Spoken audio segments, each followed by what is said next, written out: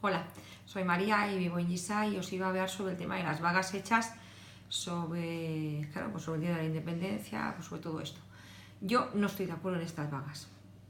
Sí que es verdad que, sí, como suele decirse, el que hago aquí algo le cuesta, pero yo creo que al estudiante le está costando muchísimo. Muchísimos días de faltar al colegio, muchísimos días de no dar clases, que al final de cuentas el curso tiene que acabarse y las clases tienen que darse.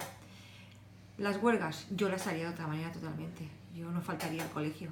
Yo creo que si realmente podemos parecer los chinos, ¿no? En vez de hacer las huelgas para no faltar, hacer más días, hacer más horas y fastidiar más al que haya que fastidiar.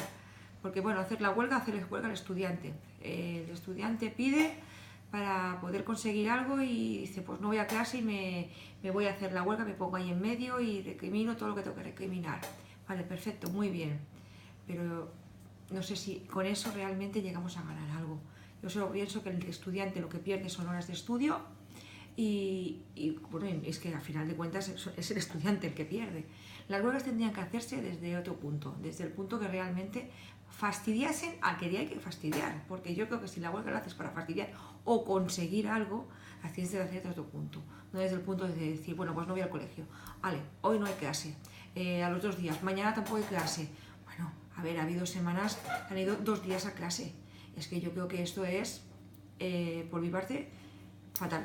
Yo no lo veo bien ni muchísimo menos.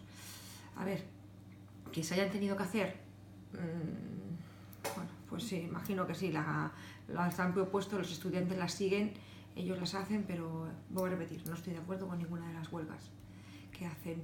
Las huelgas tenían que ser de otra manera, hechas en otro estilo.